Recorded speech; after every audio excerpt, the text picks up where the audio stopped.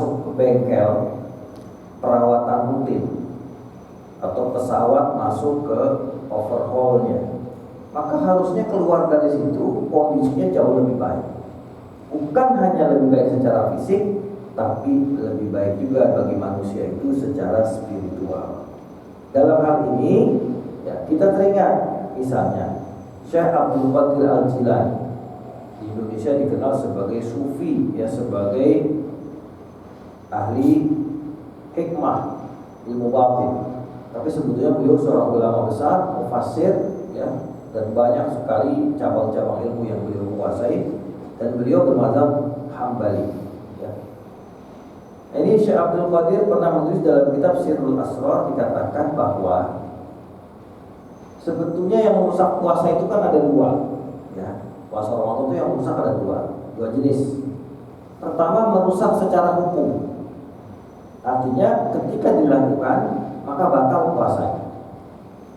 Ini kan gak banyak yang merusak secara hukum. Pertama yaitu makan, dua minum, tiga berhubungan suami istri. Ini namanya larangan puasa yang berkonsekuensi batalnya puasa. Namanya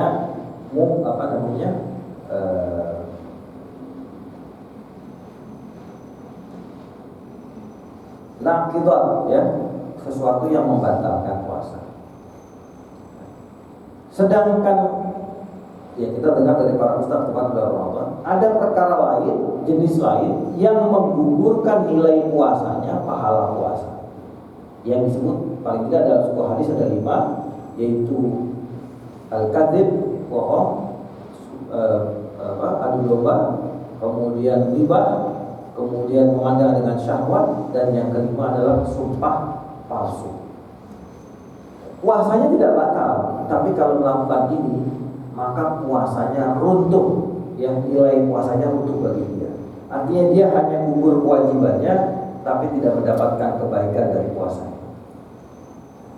Kata Syekh Abdul Qadir Jilani, yang membatalkan puasa secara hukum justru hal-hal yang halal di luar Ramadan. Makan kita halal di luar Ramadan, minum kita halal di luar Ramadan, berhubungan suami istri karena halal, istrinya halal, kita halal. Maka ketika Ramadan selesai, yang membatalkan hukum secara hukum puasa tadi itu langsung bernormal lagi. Kita boleh makan lagi, kita boleh minum lagi, kita boleh berhubungan suami istri lagi. Tapi ya, yang menggugurkan nilai puasa itu bukan hanya di Ramadan. Bohong itu larangan itu sepanjang waktu kapanpun, di Ramadan maupun di luar Ramadan. Ya, ghibah, larangan itu kapanpun berlaku. Kemudian adu domba, ya, kemudian sumpah palsu, kemudian memandang dengan syahwat. Ini larangannya meskipun waktu di Ramadan tidak membatalkan puasa, tapi hanya berdosa. Tapi ini justru lebih panjang pasca Ramadan, sepanjang tahun dia harus dihindari, dijauhi. Beda dengan makan minum itu sudah selesai. Maka kata beliau, perkara-perkara yang ini, yang kedua ini, justru yang harusnya permanen ditinggalkan. Jangan kita nggak bohong itu hanya karena kita puasa. Kita nggak berantem itu hanya karena kita puasa. Kita nggak ngomongin orang hanya kita puasa. Tapi setelah puasa kita cur lagi, jalan lagi, gaspol lagi. Nah, ini nggak boleh. Bahkan seorang ulama mengatakan tanda-tanda tidak diterimanya puasa seseorang, tidak diterima loh ya. Kita kan beribadah itu bisa diterima, bisa tidak, ya kan? Kalau tidak diterima oleh Allah, berarti Allah tidak berkenan, tidak akan memberikan balasan kepada ibadah kita. Tanda-tanda tidak diterimanya puasa Ramadan, ibadah Ramadan kita adalah, kata ulama tersebut, ada keinginan di dalam diri kita pasca Ramadan, setelah Idul Fitri, saya mau maksiat lagi, saya mau bikin dosa lagi. Kalau ada itu pada diri kita, naudzubillah, jangan-jangan gak diterima puasa, tarawih dan sebagainya.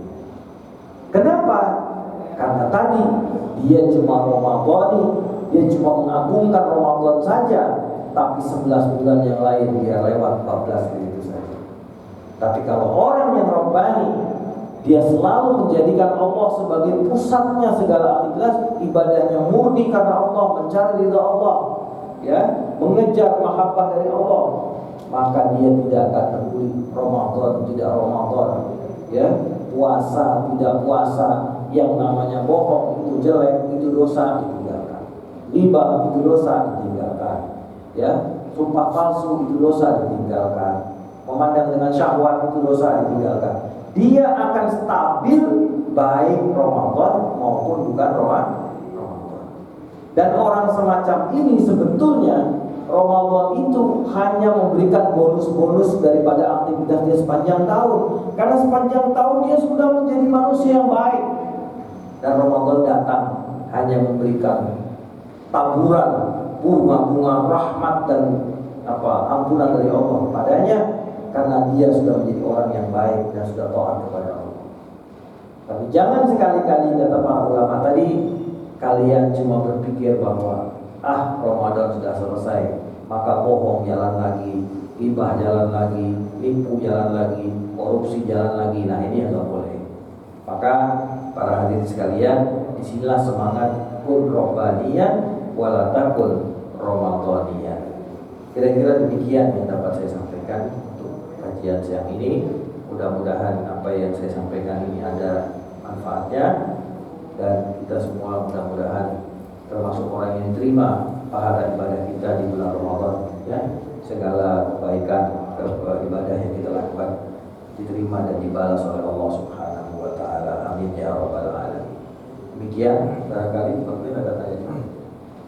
Baik, alhamdulillah kajian kita siang ini telah disampaikan dan sangat menarik sekali terkait dengan kun robbaniyan wala takun ramadhaniyan. Jadilah engkau insan yang rabbani, bukan hanya insan yang Ramadan sebatas iman, giat ibadah di Ramadan saja, tapi mudah-mudahan juga bisa mewarnai 11 bulan berikutnya. Baik, untuk jemaah yang hadir di masjid maupun yang online, silakan yang mau bertanya atau menambahkan terkait tema Rabbani bukan Ramadhani. Silakan.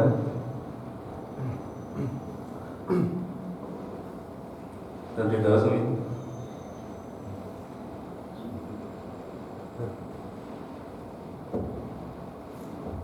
Bismillahirrahmanirrahim. Ustaz, ini pertanyaan sederhana sebenarnya, lebih ke fikih ya, tapi Iya. mungkin ada istilah kali ya, mengenai ini, hukum puasa, hukum berenang di bulan puasa kemarin, berenang. Kalau nggak salah memang ada beberapa pendapat yang memakruhkan. Nah, tapi ada sisi lain. Bagaimana kalau berenangnya itu kan berenangnya dalam kerangka terapi, misalkan terapi pinggang, terapi sakit pinggang. Kalau kejepit, Ya. Nah, itu kalau istilahnya kalau nggak berenang, maka akan sakit lah. Sakitnya akan lebih terasa. Dengan berenang biasanya memberi keringanan sakit. Nah, terus ternyata sudah dihati-hati untuk menjaga air jangan sampai masuk. Ternyata misalnya ada gerakan yang menyebabkan air itu masuk tapi tidak sengaja. Nah, itu gimana, Ustaz? Apakah puasa itu dianggap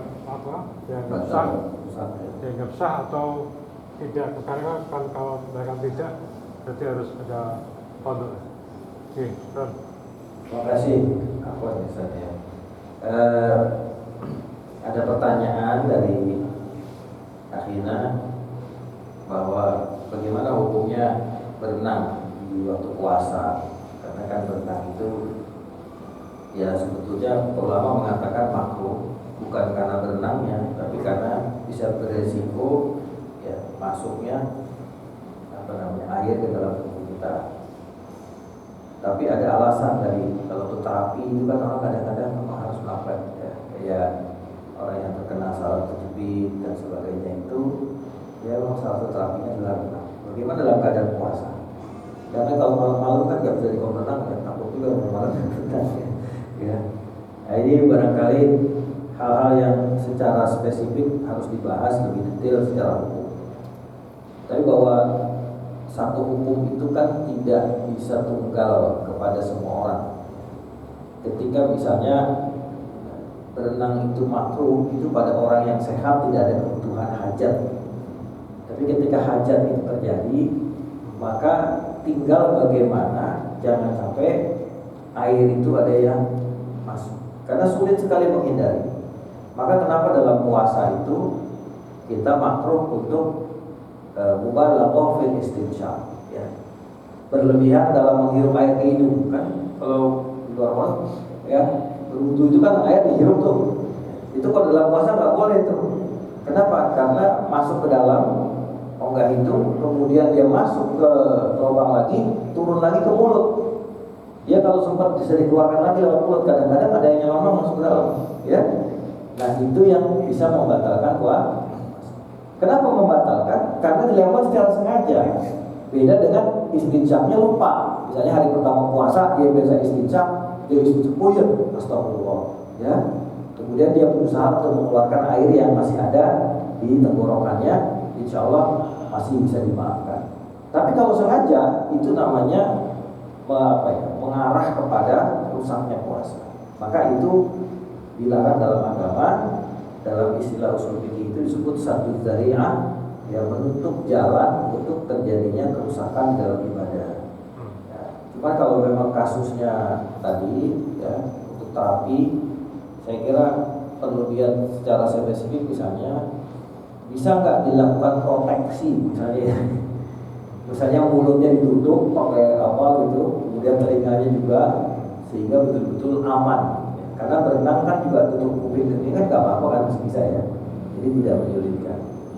Ya, tapi pembahasan ini memang saya tidak berfatwa, tidak boleh berfatwa. Saya hanya memberikan pendapat-pendapat yang saya ketahui. Ya, kalau memang perlu satu fatwa khusus kita bisa bawa ini ke MUI nanti bagaimana nih posisi seperti ini fatwanya. Gitu. Yang jelas memang jangan sampai ya mencapai sesuatu kebaikan pun merusak puasa kita. Bahkan di dalam puasa itu pakai siwak saja setelah zuhur itu makruh. Padahal siwak itu sebetulnya tidak merusak apa-apa. Walaupun dalam siwak itu kadang-kadang ada rasa manisnya ya, kayu siwak itu kan ada rasa manis. Nah itu dihindari. Kenapa?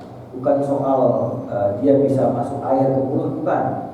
Tapi karena itu menghilangkan baunya orang puasa. Padahal bau itu yang disukai oleh Allah. Jadi bau yang disukai masa dihilangkan. Makanya itu tidak umur-umur, tidak siwak pada saat setelah zuhur sampai maghrib. Memang disuruh untuk bau, disuruh untuk bau karena semakin bau Allah semakin suka, gitu ya. Karena itulah kebaikannya orang puasa. Jadi hal ini dalam perkara ibadah memang tidak bisa kita generalisir. Seperti kasus waktu kita rame dulu waktu COVID, merenggangan soft ya, merenggangan soft sholat. Kemudian ada seorang ustaz di YouTube di video yang maki-maki orang yang merenggangan sholat. Perintah agama harus rapat. Nah ini barangkali orang semacam ini hanya tahu baca hadis tapi tidak bagaimana meramu menjadi hukum yang betul. Karena apa? Tidak semua ya perintah itu kemudian bisa dilaksanakan ketika ada satu kondisi yang mencegahnya. Ya. Bahwa perintah merapatkan soft itu berlaku secara universal. Ya. Tapi dalam kasus COVID ada alasan untuk orang tidak merapatkan soft. Dan itu alasannya bukan karena keengganan untuk melaksanakan perintah agama, tapi adalah upaya menghindari bahaya ataupun resiko tertular COVID. Jadi ada alasan, sehingga tidak bisa dihukumi orang yang meregangkan shock waktu COVID itu seperti orang yang meregangkan shock tidak ada COVID. Beda. Kalau orang yang meregangkan shock tidak mau melaksanakan rapat shock itu tentu kena konsekuensi hukumnya. Tapi kalau ada alasan hukumnya, tentu ya hukum itu kemudian berlaku kepada yang bersangkutan sesuai dengan al-hukmu yadur ma'illatihi wujudan wa adaman. Hukum itu berlaku bersama ilat alasannya, baik ada atau tidak adanya hukum tersebut.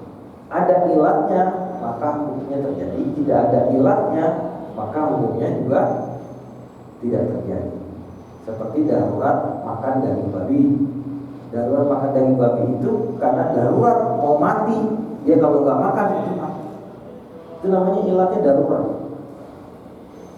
Tapi ketika daruratnya hilang, pada saat dia mau potong babi, tiba-tiba ada burung nempel di situ, dia bisa potong itu burung, maka harus ditinggalkan babi itu.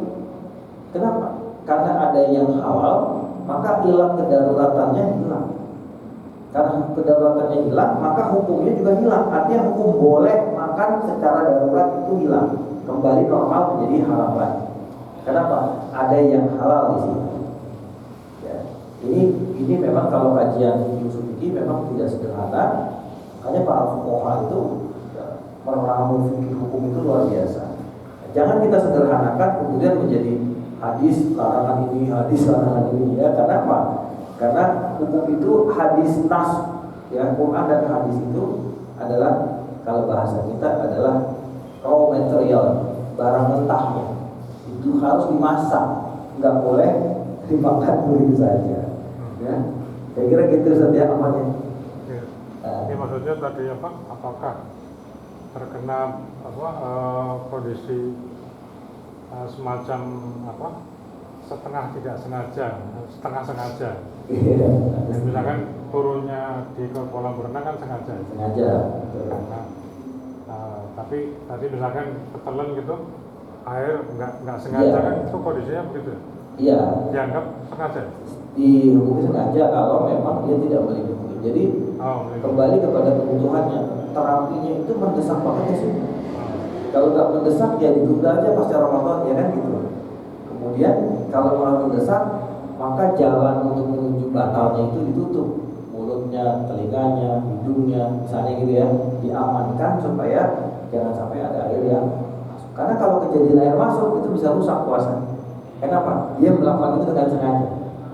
Ya, beda dengan orang yang tiba-tiba jatuh di sungai, ceblung gitu ya, terus tiba-tiba terpaksa minum, itu kan bukan kemauan dia. Jadi ada kehendak, ya udah kehendaknya itu. Saya kira gitu ya. Masih ada lagi? Cukup? Silakan. Silakan Pak. Bapak ya. Pak, jadi mungkin yang tertanyakan tentang para bicara waktu kan safari dengan banyak orang yang berpikir ini Pak kalau di Ramadan kalau nggak boleh gitu. Kalau di bulan Ramadan kalau kemudian bulan kita masih ada jalanan gitu. Nah, yang sering kejadian di sana kenapa berbuat apa yang baik lagi ke ini karena masuk di Ramadan itu parahnya uangnya gimana cara kita karena ya apa memberitahu mereka bahwa sebenarnya nggak gitu lah apa namanya logikanya karena memang ustaz di kampung itu kalau dalam ceramahnya selalu Ramadan itu bagi macam-macam merasa dalam satu bulan itu sudah karena jalanannya itu banyak sekali nah itu yang bagi kami kita lah bagaimana cara menyadarkan bahwa hal itu sebenarnya Iya. Iya, dia merasa Ramadan udah banyak tabungannya, jadi habis Idul Fitri bikin dosa lagi, tabungan pahalanya udah banyak Ramadan. Nanti ketemu Ramadan nambah lagi, gitu kan lucu cara berpikirnya seperti itu ya. Karena amal dia di Ramadan siapa yang tahu diterima? Gak ada yang tahu. Ya. Gak ada yang tahu amalnya diterima. Untuk dibalas oleh Allah itu diterima. Dan tanda-tanda kita gini, kita kan pengen tahu amal kita diterima, betul ya? Saya sholat, bapak sholat tadi, diterima nggak sholatnya oleh Allah? Diterima? Kira-kira diterima nggak ada dasarnya, kira-kira aja gitu. Ya?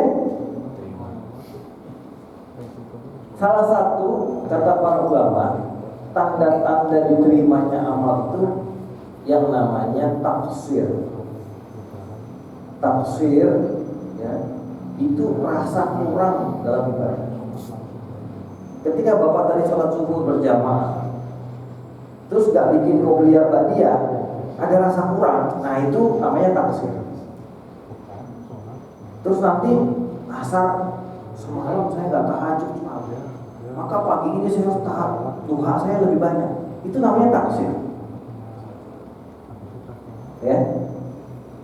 Ketika biasa sholat duha, terus nggak sholat duha, asalnya nggak enak, taksir. Jadi rasa kurang, pengen nambah. Meskipun kenyataannya kita nggak terlalu ekstrim juga nambahnya, tapi ada rasa kerinduan untuk mengisi terus amal kita dengan kebaikan. Ya, hidup kita dengan kebaikan, dengan amal. Itu namanya taksir. Wa taksiru min alamatil qabul. Kata para ulama, rasa taksir itu kalau kita punya, ya, itu tanda-tanda amal kita diterima oleh Allah Subhanahu wa taala yang mudah-mudahan. Aku baca Quran, tuh sempatnya cuma 2 halaman, padahal pengen banget sampai juz. Itu namanya taksir. Ya. Tapi enggak apa-apa 2 halaman bagus sudah. Alhamdulillah kan gitu kan? Saya pengen sebulan ini hatamin sekian kali. Ya Allah, 1 kali aja belum hatam. Itu namanya taksir. Ada rasa sedih, ada rasa rindu untuk menambah amal.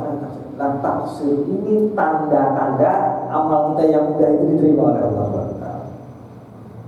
Ya, kan tadi saya bilang diterima nggak amalnya? Nah, itu. Kira-kira orang yang nabung amal di Ramadan, terus pengen maksiat pasca Ramadan, itu taksir apa enggak? Itu namanya udah lancung kan? 1 Syawal langsung maksiat gaspol. Kira-kira taksir apa enggak? Enggak kan? Kalau enggak, amalnya diterima enggak? Enggak. Terus dari mana dia pede bahwa dia punya tabungan? Ya Pak. Satu lagi kata para ulama, ya, min alamati qabulil hasanah al hasanatu ba'daha. Salah satu tanda satu kebaikan itu diterima, ada kebaikan setelah itu.